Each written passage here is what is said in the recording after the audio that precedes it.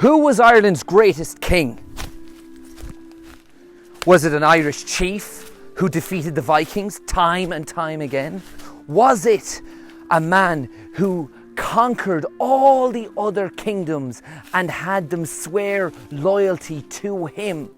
Was it a man who was supposed to be a man of God, but is integral to folklore and mythology across the island? Is it a man whose family name is synonymous with Irish identity? Yes, we are talking about Brian Boru, the great King of Ireland, the Emperor of the Celts, and this is his land. Join us now for his story. Now we're going to talk about Brian.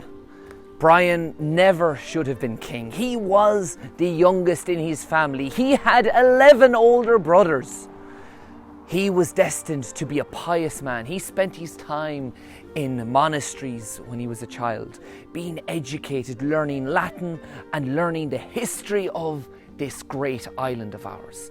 And he dedicated a lot of his life when he ruled to the arts and to the preservation and restoration of many of the greatest buildings in Ireland, including the one right beside us. This here is St. Cronan's Church. It is the oldest church in continuous use in Ireland, Wales, Scotland, or England.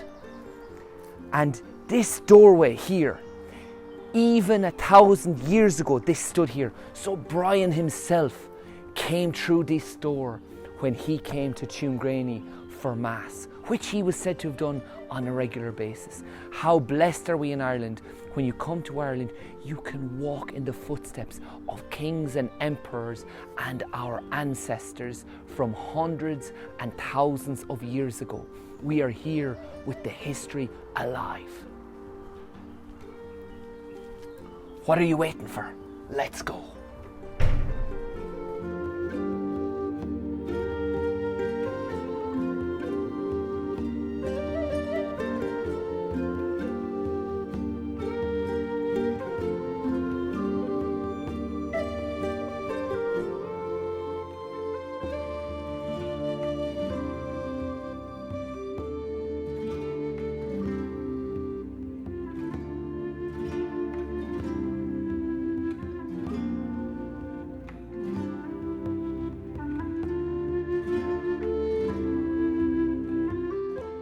This isn't the Shire, this is Ireland. This is County Clare, and I'm sitting under one of the oldest oak trees in Ireland. Some people would say it is the oldest and have suggested it is in fact 1,000 years old, that Brian Boru himself planted it and sat under its boughs. Now those stories conflict, so you can decide which ones you believe and which ones you're going to dismiss.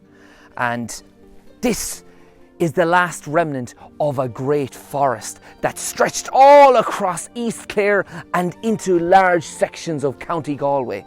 It was an important place for Brian because he used these forests to hide his men and launch attacks on the invading Viking raiders who pillaged and destroyed the communities of this land.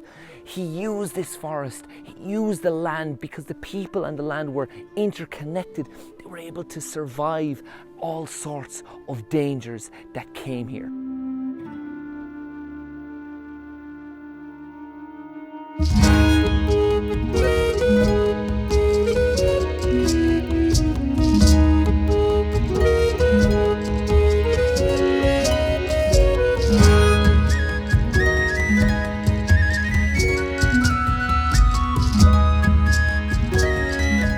Welcome to Holy Island. Please step in. We're going to be talking a little bit about Brian's connection to this ancient pilgrimage site. His family had controlled the region for many, many years before him, and his brother, one of them, Macron, was even the abbot here. And he was here until the day he died, bringing spiritual relief to the people. Now they needed it because before Brian's time, before his father's time, it had been a renaissance in Ireland with the arts, the culture, the music. all sorts of creativity, and sites like this sprang up all across Ireland. It was paradise here, and you only have to look around the island to see what I'm talking about.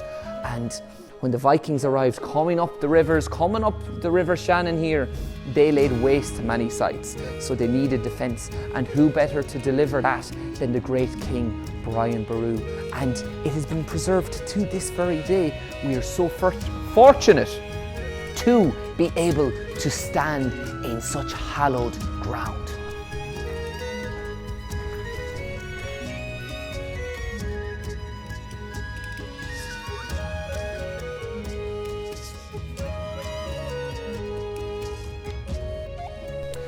The O'Briens, or the Dalcassians, they ruled this territory, but under Brian's father, they started to expand into new areas, growing their little empire. And his brothers were supposed to take on the lead after him, but Brian's brothers were killed, fighting not just against the Vikings, but also against the Irish clans who they were warring with. When the Vikings came, they brought new violence, a new style of warfare that had never been seen on these shores before. Ireland was heavily forested, and the people, they had to construct these stone forts, these round towers, for the local population to retreat into, to get protection. It didn't always work against the Vikings, but it saved some lives. And Brian, he watched as one by one, nearly every member of his family was killed fighting in these wars over many decades. And he studied, he watched, and he learned how his enemies moved. And he used the landscape, he used the river, he used the lake, he used the forests to his advantage. And his men, they moved like ghosts, small groups who attacked each one of their enemies when they were least suspecting it. A great tactician, he was able to bring one by one each enemy to heel, eventually conquering Thomond, becoming the great king of Munster. And he didn't stop there. He went on to have more ambitious plans, which culminated in him creating the greatest dynasty in the history of the island. We're standing here in Killaloe. This was the capital of Ireland under Brian's rule. He had fought many, many wars, and after several decades, he was crowned the High King of Ireland in 1002, and he ruled as High King until 1014. His palace, Kincora, was built up here behind us on the hill, and he looked down across his kingdom. He was able to control the water and all access up the River Shannon, the largest waterway in Ireland. And he had bridges across it to control who came and went. Now, ruling was uneasy business. It was difficult because not everyone wanted him to rule. Not everyone thought he was the best candidate. And so he had to keep the peace. And one of those people who he had defeated in battle before came as a guest to Kincora. Now that uneasy alliance was put to the test, to the ultimate test, when this guest got into an argument with Brian's son over a game of chess. Sure, what else would it be? And throughout that argument, they got very, very personal. And Brian's son mocked the man for being a coward in their last battle where they defeated him. And the guest was found hiding in a hollowed tree, hiding in terror. And of course, this man didn't take it too well. He got down here to a bridge and he crossed over into Tipperary. And he was saddling up his horse. Brian caught wind of what had happened with this gentleman and with his guest. He sent a messenger over to pacify the guest. Please, please don't leave in anger. We can settle this. But the guest was no talking to him. As the messenger tried to explain that there was no harm meant and they could sort it out, the man flew into a rage. The guest beat the messenger to death on the other side of the bridge. He got up on his horse and he rode off towards Dublin, towards Leinster, where he would join up with the Vikings and some of the Gaelic lords on the east to rise another army to fight against Brian. And the next year, in 1014, they had the Battle at Clontarf. Brian raised his forces to go to the battle at Clontarf. They were the largest force ever assembled in Ireland at the time, and they marched east. They needed to fight off not just Vikings, but the Irish Gaelic lords who were jealous of Brian or who had lost territory to him. And they were going to get their revenge one way or another. And what's more, one of Brian's closest allies, they pulled out of the battle the day before, leaving him totally exposed on one flank. But Brian, ever the great tactician, he studied the tactics of his enemies very, very well. He knew what to expect, and he triumphed again at that battle. But it was bittersweet victory. His men, they were so thrilled to have rid themselves of this threat that had hung over their heads for years, that they rushed down. His own bodyguards left him unattended in his tent to chase and rout the enemy. And alone in his tent there was a Viking sneaking and creeping up behind the great king. And Brian didn't see them coming. He didn't see a thing, because he was down on his knees praying to God, giving thanks for the aid in their battle. And while he was distracted, while he was away with his thoughts, that Viking with his sword drawn stabbed the great king in the back, and he fell for the final time, stone dead. And there ends the story of Ireland's greatest king.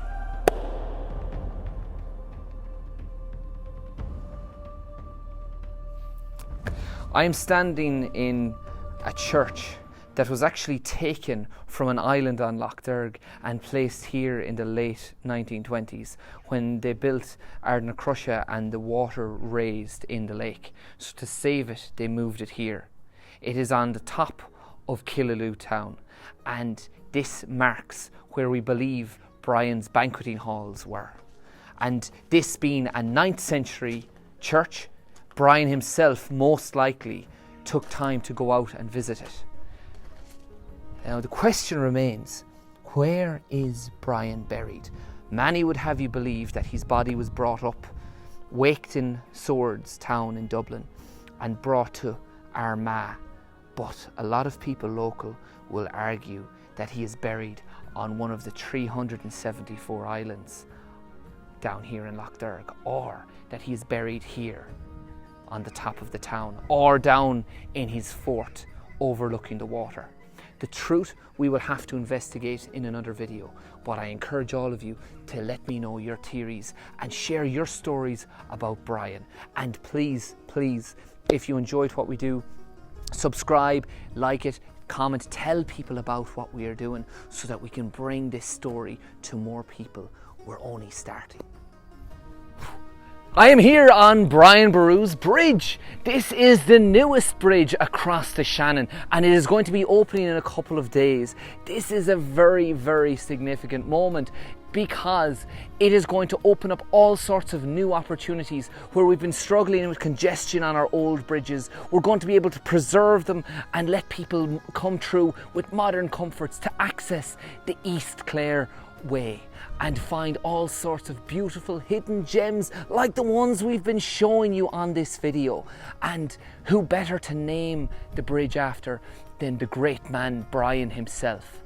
So get down here to East Clare, contact us, have an all explore with us, and let's do some adventuring.